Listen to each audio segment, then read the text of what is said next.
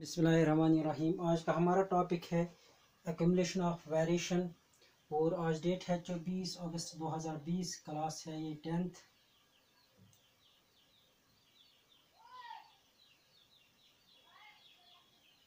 और सब्जेक्ट है साइंस। तो जैसे कि आप सभी लोग जानते हैं कि जो गिमिट्स होते हैं, सेक्स सेल्स होते हैं, they are responsible for the production of sex cells. जो होते हैं इनसे जनरेशन्स पैदा होती हैं।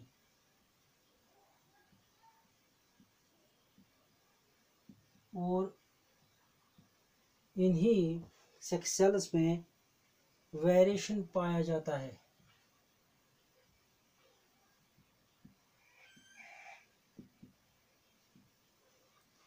तो वेरिएशन जो है ये एक्यूमुलेट होता जा रहा है from generation to generation, it accumulates.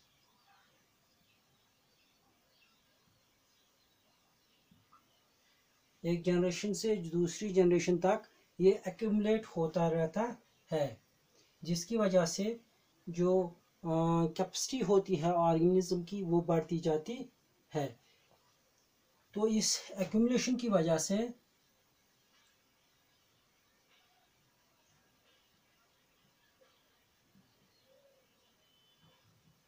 जो नेक्स्ट जनरेशन्स होते हैं इनमें स्ट्रेंथ बढ़ती है। इनके अंदर जो स्ट्रेंथ होती है वो बढ़ती है, वो बढ़ती है।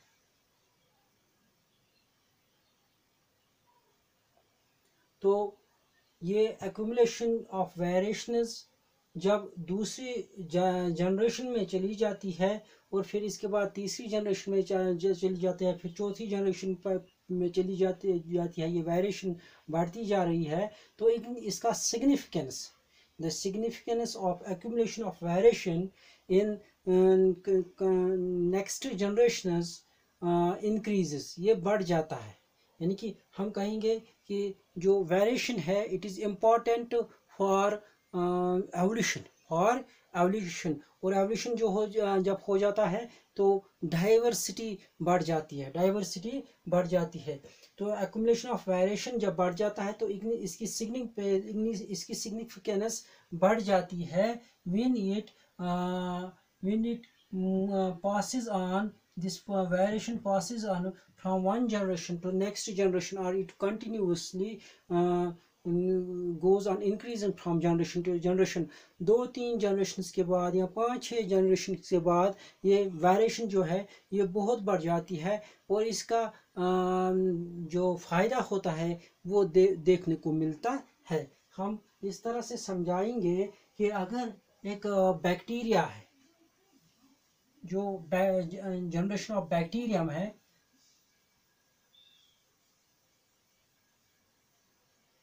एक बैक्टीरिया है, तो ये जब डिवाइड होता है it produces 2 बैक्टीरियम्स।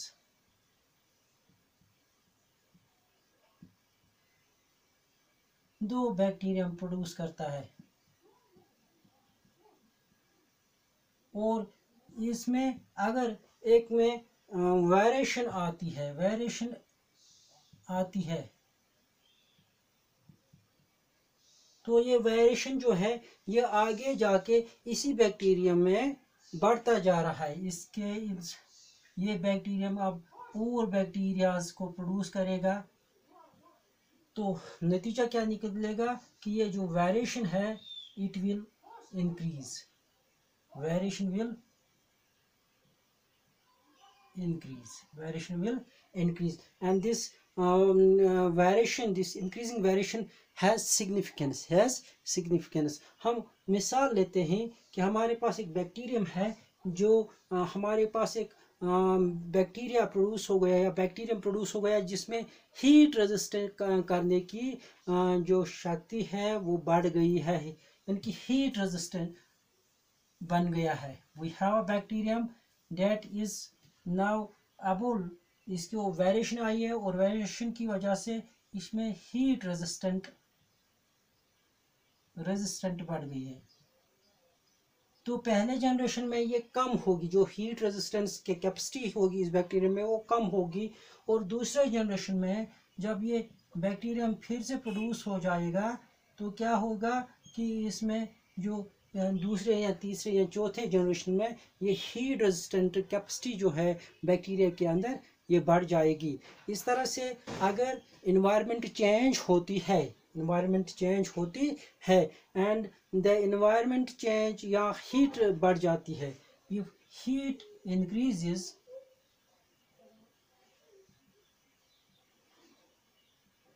due to some environmental factors, then or these bacterium will be transferred from their origin of birth to the other place where the temperature is very high, and all these bacteria are transferred to another place. What will happen कि जिसमें ये variation आई है और heat resistant बढ़ गई है वो survive करेंगे, वो सर्वाइव करेंगे।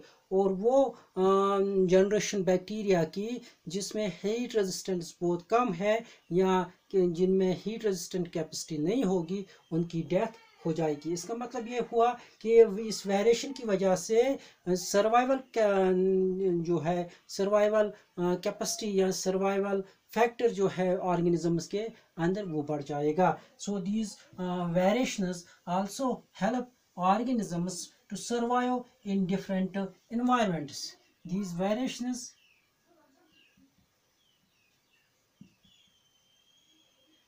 help organisms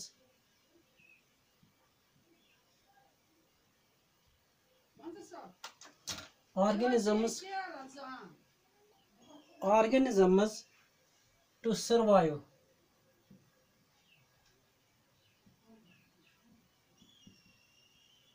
in different environments,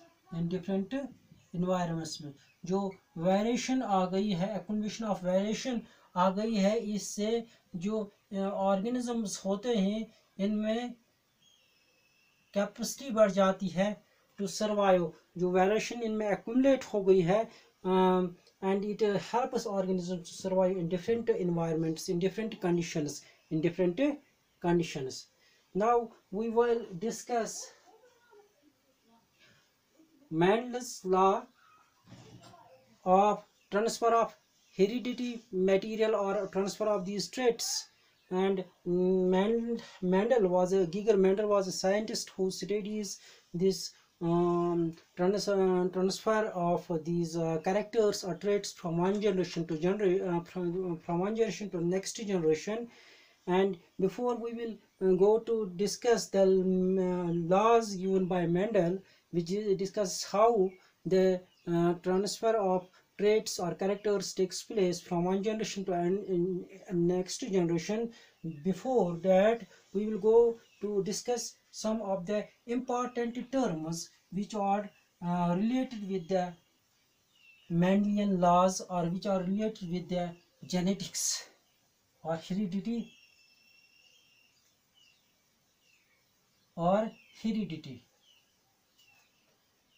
So what we have to discuss is some of the terms, that is chromosome,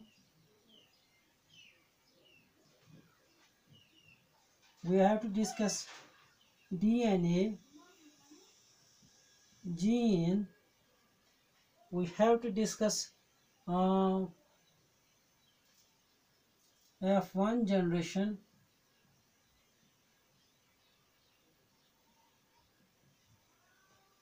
we have to discuss F2 generation,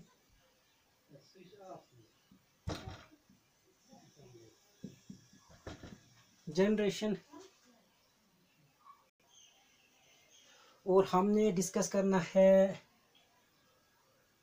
genotype,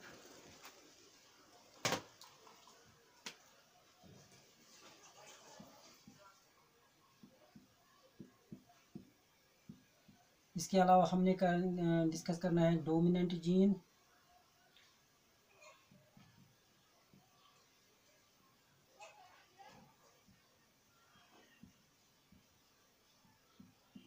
recessive gene,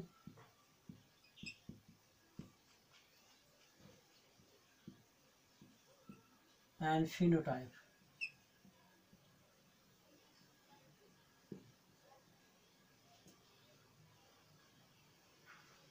We have to discuss chromosome, DNA, gene, F1 generation, F2 generation, genotype, dominant gene, recessive gene and phenotype. पहले हम discuss करते हैं कि chromosome क्या होता है. ये Mendel's law जो हमने डिस्कस करना है, जो मेंडल ने बताया था पहले, तो इसके लिए हमने ये टर्म्स अंडरस्टैंड करनी है. क्रोमोसोम जो होते हैं ये सेल के न्यूक्लियस में पाए जाते हैं और इनका नंबर जो है हर एनिमल में अलग अलग होता है. क्रोमोसोम नंबर जैसे कि ह्यूमन बीइंग्स में 46 है और 23 पेयर्स हैं. यहाँ टोटल नंबर ऑफ क्रोमोसोम्स 46 है. तो हर एनिमल में ये डिफरेंट इनकी तादाद होती है. ये न्यूक्लियस के अंदर पाए जाते हैं. ये थ्रेड लाइक स्ट्रक्चर्स होते हैं. These are thread like structures.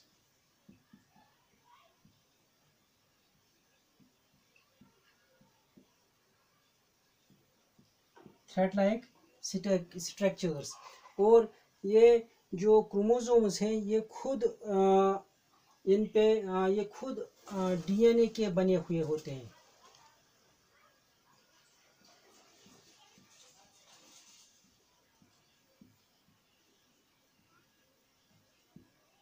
Chromosomes जो होते हैं are made up of DNA.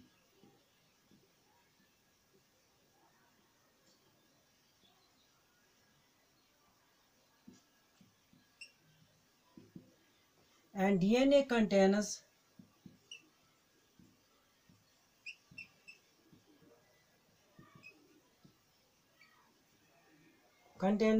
small units or basic units called genes.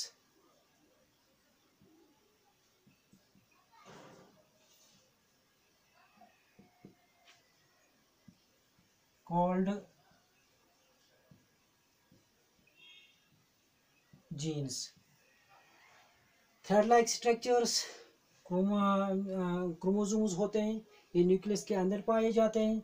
और क्रोमोसोम्स जो होते हैं ये खुद डीएनए के बने हुए होते हैं. डीएनए के अंदर डीएनए जो है वो खुद जीन्स के बने हुए होते हैं. यानी the genes are the basic units of DNA. DNA खुद जीन्स का बना हुआ होता है. And these genes actually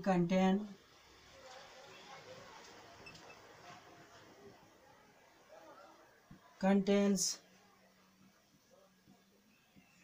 the hereditary material. These genes contain the information in them.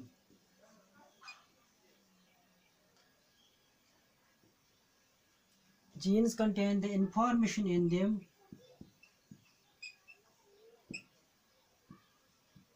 to be carried from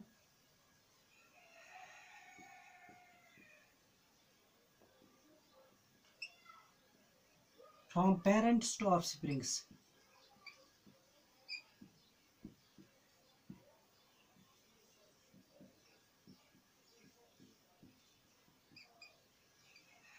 From parents to offsprings. तो chromosomes nucleus के अंदर पाए जाते हैं. हर सेल के अंदर न्यूक्लियस होता है, इसके अंदर क्रोमोसोम्स पाए जाते हैं. और ये क्रोमोसोम्स खुद जो होते हैं ये थ्रेड लाइक स्ट्रक्चर्स होते हैं. और इन क्रोमोसोम्स जो हैं ये डीएनए के बने हुए होते हैं. इस तरह से ये डीएनए के बने हुए होते हैं. जिस तरह हमारी वो जो तस्बीह होती है तो इसकी स्ट्रक्चर भी कुछ ऐसी है. तो डीएनए के बने हुए होते हैं. और डीएनए में एक छोटा सा यूनिट होता है जिसे हम जीन कहते हैं. तो जीन के अंदर ये इंफॉर्मेशन मौजूद होती है जो पेरेंट से ऑफस्प्रिंग्स तक चली जाती है. तो इस तरह से हमने आपको बता दिया कि क्रोमोसोम क्या होता है. ये सीधे एक थ्रेड लाइक स्ट्रक्चर होता है और इस क्रोमोसोम के ऊपर डीएनए मौजूद होता है. डीएनए के अंदर जीन होते हैं. Genes are the basic units of hereditary material, or genes are the basic units of DNA. Genes are the basic units of DNA, and DNA is called the hereditary material. DNA जो है इसे हम hereditary material कहते हैं. फिर से मैं दिखाता हूँ. These are the thread-like structures, और इन पे DNA है. ये हमारे क्रोमोसोम्स हो गए.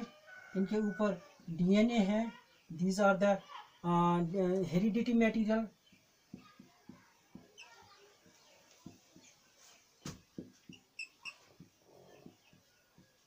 And this DNA contains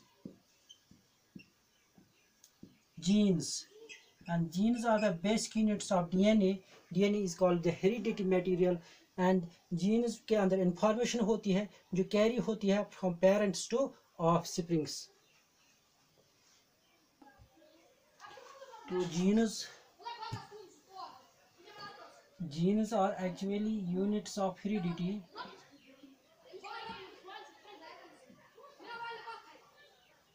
Units of heredity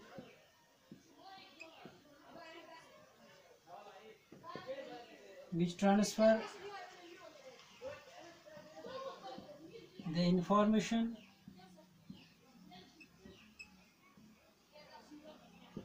from parents to offsprings.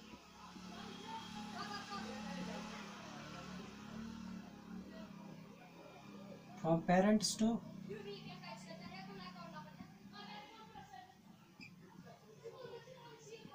offsprings. तो ये रिप्रेजेंट किए जाते हैं. These are represented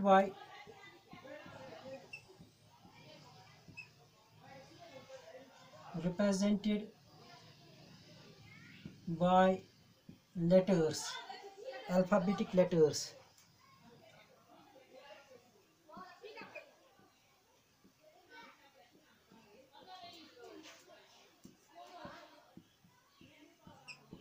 Suppose we have a trait or character. एक कैरेक्टर है हमारे पास यहाँ जिसे हम ट्रेड भी कहते हैं. That is height. तो इसके लिए जब हमने जीन से दिखाना हो तो ये हमने लेटर से दिखाना है तो हम इसको टी से दिखाते हैं, यहाँ स्मॉल टी से दिखाते हैं. These two letters are same for one character है height, और ये दोनों जो लेटर्स हैं यानी कि capital T and small T, these are for a single trait, for a single character, for a single trait. T and T, small t and capital T represent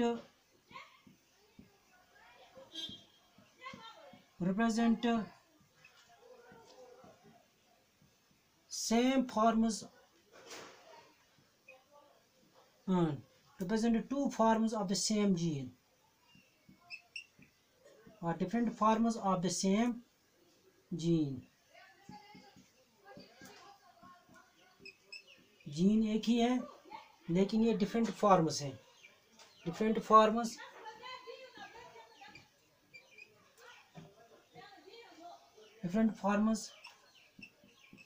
of the same gene, जिस तरह हमारे पास 1 रुपया होता है और 1 रुपया के 2 sides होते हैं, हेड एंड टेल. इसी तरह ये टी और टी लेटर्स जो हैं ये डिफरेंट फॉर्म्स सेम जीन के रिप्रेजेंट करता है. So genes works in pairs. Genes जो होते हैं these work in pairs. Genes work in pairs. ये हमेशा पेयर्स में वर्क करते हैं. यहाँ पे जो कैपिटल टी है it represents the dominant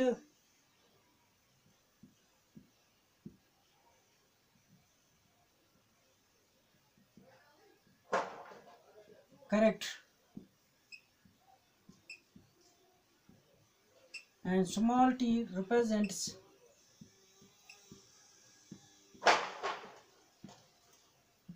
the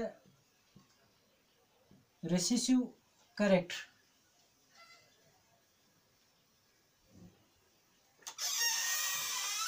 Recessive character.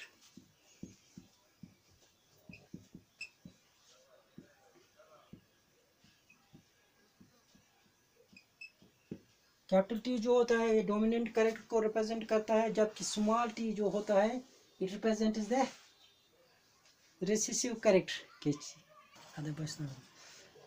जो कैपिटल टी होता है या कोई भी जीन होगा, कोई भी जीनोटाइप होगा, इट रिप्रेजेंट्स इटसेल्फ, ये रिप्रेजेंट करता है तब भी जब इसके साथ रिसेसिव जीन होगा, इन प्रेजेंस ऑफ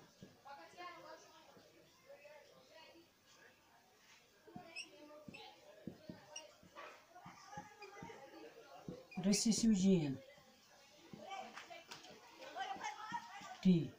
जब ये स्मॉल कैपिटल टी के साथ हम रिप्रेजेंट करेंगे तब भी जो टी है ये रिप्रेजेंट करेगा टॉलनेस को, और जब ये रिसेसिव जीन स्मॉल टी के साथ हम ये मौजूद होगा तब भी यही टॉल जीन जो है, जो फिनोटाइप है वो टॉल होगा। This will represent in both the cases the phenotype will be toll.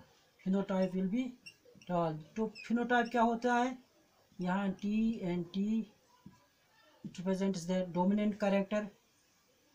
Dominant character is tall and tall is a character, tall is a trait. यहाँ पे भी dominant character tall दिखेगा। तो ये recessive जीन जो है it will not express itself। यहाँ पे recessive जीन small t से जो हम represent कर रहे हैं ये अपने आप को express नहीं कर पाएगा, और जो टॉलनेस के लिए जो जीन है ये डोमिनेंट होगा इन बोथ द केसेस। यहाँ पे ये टॉल दोनों जीन्स जो हैं they are of the same, they are the same genes and they represent the character tall, that is the plant will be tall, but in when it is with the recessive gene, here recessive gene will not express itself, and it the gene for tallness will represent itself, and the representing the phenotype will be tall. That means the plant which is in physical appearance will be tall. Now we are going to discuss genotype.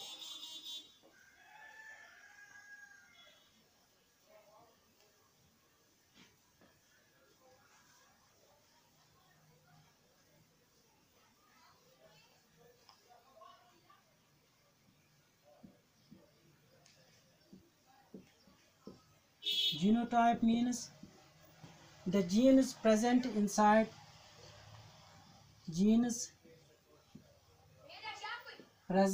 total genes present inside the DNA। DNA के अंदर जो total jeans होंगे इसको हम genotype कहेंगे। Suppose this T represents the tallness, gene for tallness, and T this is gene for dwarfism or shortness. This gene is for tallness and this gene is for tallness. So when we combine these, this will form the phenotype will be tall. The phenotype will be tall. The total genes present inside the DNA will be called as genotype. Will be called as genotype. Whether it is tall and tall, whether it is tall and dwarf, or whether it is recessive gene. whether it is recessive gene. These genes, recessive genes, tall genes, that means here tall genes are here. What happens, ये recessive gene जो है यहाँ पे अपने आप को express नहीं कर पाता है. ये जो फिनोटाइप इसका होता है वो टाल है, ये टाल है यहाँ पे, तो ये शॉर्ट है या डिवॉर्फ है. Here the recessive gene express itself. यहाँ पे जो recessive gene है एक्सप्रेस करता है. रिसेसिव जीन तभी एक्सप्रेस करता है जब इसके साथ रिसेसिव जीन होगा. जब इसके साथ डोमिनेंट जीन होगा, that is T, capital T, this will not express itself. ये अपने आप को एक्सप्रेस नहीं कर पाएगा. और ये तमाम जीन्स जो हैं, चाहे रिसेसिव जीन्स हैं चाहे डोमिनेंट जीन्स हैं, तो इसको हम जीनोटाइप कहते हैं. The total genes present inside the DNA represents the genotype. Now we have when these genes cross with each other.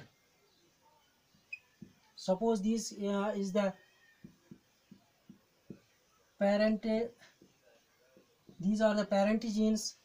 One represents the tallness, that is represent the trait for tallness, and another represents the trait for dwarfism or shortness. When these crossbreed with each other, with these crossbreed with each other, we will get F1 generation. We will get F1 generation. Here F1 generation will be tall.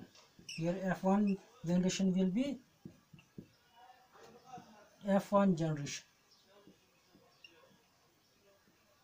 जो F1 generation यहाँ पे होगी वो toll होगी, क्योंकि यहाँ पे जो डोमिनेंट जीन है उसने अपने आप को एक्सप्रेस किया है. और नतीजा ये निकला है कि जो रिसेसिव जीन है टी, जो रिप्रेजेंट हम टी लेटर से करते हैं, वो अपने आप को एक्सप्रेस नहीं कर पाया. और F1 जनरेशन में जो हाइट है, ट्रेट है, that will be tall. This F1 represents filial. F means filial generation or first generation. F1 generation, filial. तो जो यहाँ पे tallness है, this is the phenotype. This is called a phenotype. तो phenotype क्या हो गया? Physical appearance, कि शॉर्ट है या कोई प्लांट लंबा है, टॉल है. ये the physical appearance of an individual.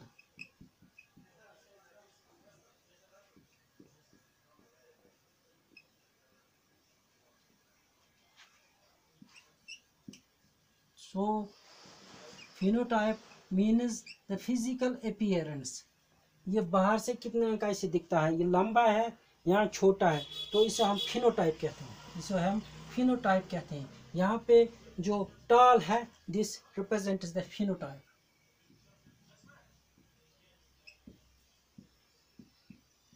तो जीनोटाइप हो गया टोटल जीन जो डीएनए के अंदर मौजूद होते हैं, चाहे वो डोमिनेंट जीन मौजूद हो, रिसेसिव जीन मौजूद हो या और कोई जीन मौजूद है, those all represent the genotype. And phenotype means the physical appearance, कि जीन कौन सा जीन जो है एक्सप्रेस कर पाता है. और ओवरऑल लास्ट पे जो हम फिजिकल अपीयरेंस इंडिविजुअल की देखते हैं वो कैसी है, वो टॉल है,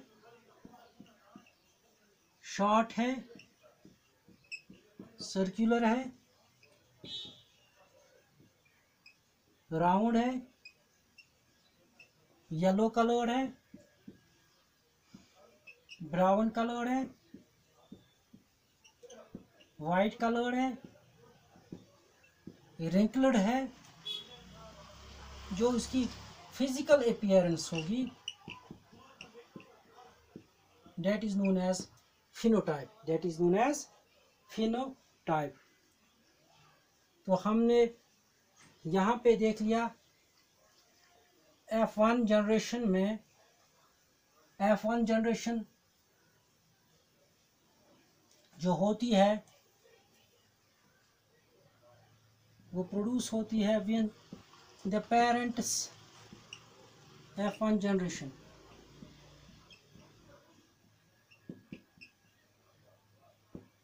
when parents breed with each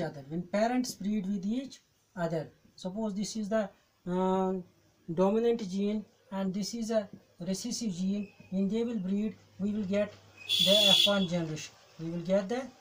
generation. या ये ज़रूरी नहीं है, तो यहाँ पे हम दिखाएंगे दूसरा कि रेसिसिव जीन है तो दूसरा भी रेसिसिव जीन है, तो यहाँ पे हमें मिलेगा F1 जनरेशन, ये रेसिसिव होगा। यहाँ पे जो जीन है this recessive gene it expresses itself, लेकिन यहाँ पे क्या होगा कि यहाँ पे इस क्रॉस में ये अपने आप को एक्सप्रेस नहीं करेगा, this gene will not express itself. तो नतीजा ये होगा कि जो प्लांट होगा this will be the tall plant, और दिस इज़ द फिनोटाइप। ये प्लांट टॉल है, दिस इज़ द फिनोटाइप। यहाँ पे हमने दोनों रेसिसिव जीन्स को क्रॉस कराया तो we got the recessive phenotype. जो दिस इज़ द शॉर्ट, ये भी शॉर्ट है, ये भी शॉर्ट है, ब्रीड हो गया, क्रॉसिंग हो गई, तो हमें जो F1 जनरेशन मिल गई वो भी शॉर्ट है। तो ये जो F1 जनरेशन है, जब ये ब्रीड करते हैं तब जाके हमें क्या मिलता है, F2 जनरेशन और फाइलियल 2 जनरेशन, फाइलियल 1 जनरेशन और F1 generation and फाइलियल 2 F2 generation. इस तरह से हमने देख लिया कि क्रोमोसोम क्या होता है, जीन क्या होता है। इसी तरह हमने देख लिया जीनोटाइप, फिनोटाइप, और हमने ये भी देख लिया क्या बोलना है। इसके अलावा हमने डोमिनेंट जीन का भी जिक्र किया। डोमिनेंट जीन वो जीन होता है जो खुद को F1 जनरेशन में रिप्रेजेंट करेगा।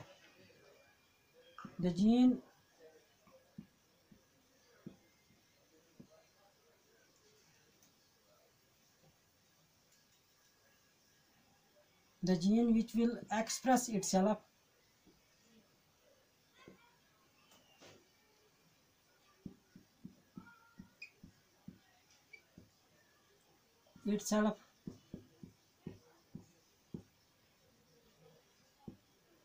anywhere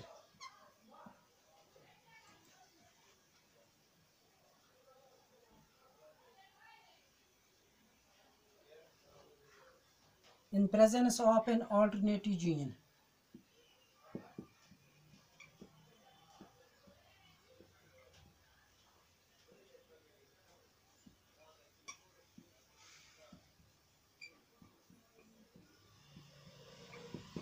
ऑल्टरनेटिव जीन वो जीन जो खुद को एक्सप्रेस करेगा in presence of alternative gene, चाहे वो मौजूद हो या ना मौजूद हो, तो ऑल्टरनेटिव जीन के बावजूद ये खुद को रिप्रेजेंट करेगा, एक्सप्रेस करेगा, तो that is called the dominant gene. In this cross we have the gene for tallness and we have the gene for shortness. When we crossbreed them we got the phenotype tall. So here the gene for tallness has expressed itself and this is the dominant gene. This is the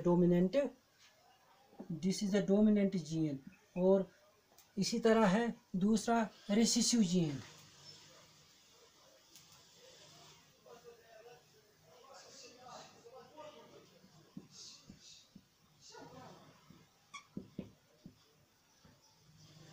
Recessive gene, the gene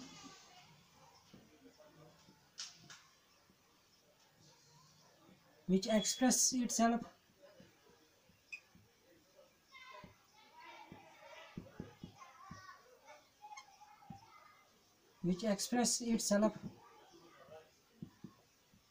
only in presence of its alternative gene.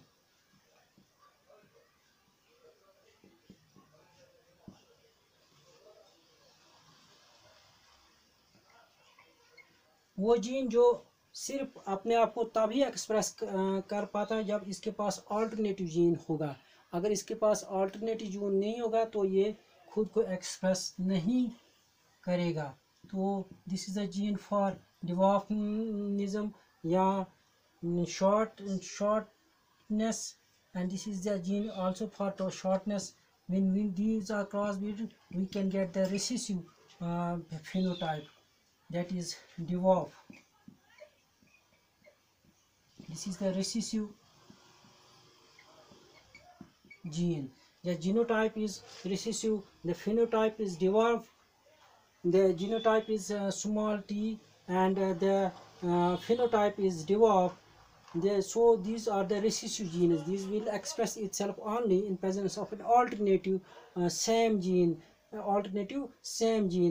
These cannot express if there is a dominant gene. तो ये jeans जो होते हैं recessive genes, जब इनके पास अपने similar gene होगा तब ही जाके ये अपने आप को एक्सप्रेस कर पाएंगे। तो इस तरह से इन पॉइंट्स को हमने अंडरस्टैंड किया है। Now we will go on Mendelian's laws.